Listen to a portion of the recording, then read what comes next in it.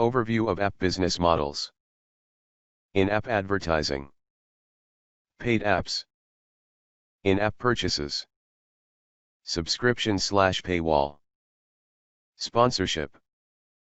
Freemium, gated features. Type of app business models.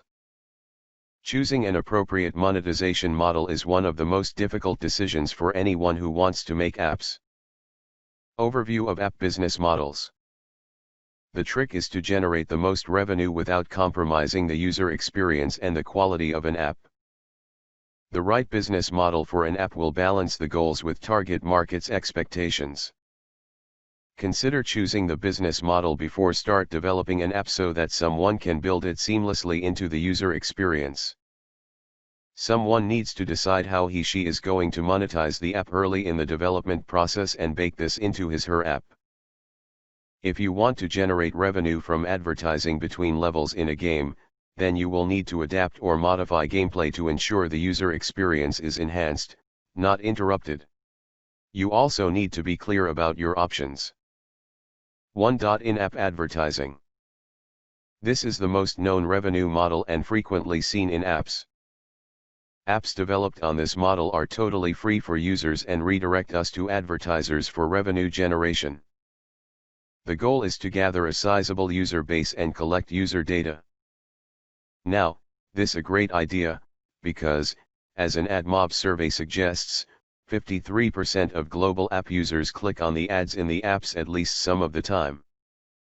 Also, this is beneficial in monetary terms because the same survey exposes that 60% of global app users recollection ads in apps. Pros or advantages.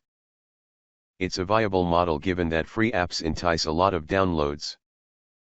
And then it will be convenient to collect user data and sell ad space. Besides annoying users, selling ad space can limit your screen size. Also, this model won't work for utility apps that are intended to perform crucial functions because ads make the process slow and inconvenient. Cons or disadvantage. 2. Paid apps.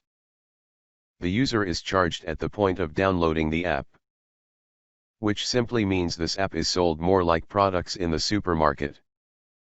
The revenue is made upfront with every download, and to boost up the number of downloads, your app must have apparent value for the money paid, accompanied by an awesome app listing. Includes screenshots, 5-star reviews, etc. Now, there has to be a very strong takeaway in your app to generate revenue and a good app marketing team who can actually make the app stand out. The other pros will be a cleaner interface and a focus on innovation, as paid apps are expected to deliver the best quality services to the users with innovative features. Pros or advantages. Stiff competition from free apps makes it tough for paid apps to survive, which is why paid apps are now having a downturn. A straight cut of 30% which is taken away by the app stores. Cons or disadvantage. In-app purchases.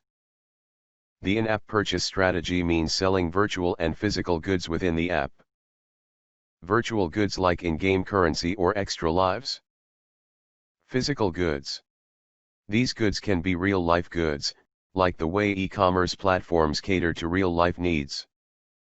This model turns your app into a sales channel, as you are practically selling physical or virtual goods. It is best suited for e-commerce and m-commerce brands. In the case of selling virtual goods, a deeper engagement level is achieved by the app. Pros or advantages. Stricter regulations are called for on these apps. There have been cases reported of kids making accidental in-app purchases. 85% of global app users haven't made an in-app purchase.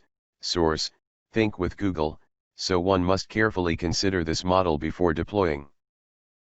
Cons or disadvantage. 4. Subscription/paywall.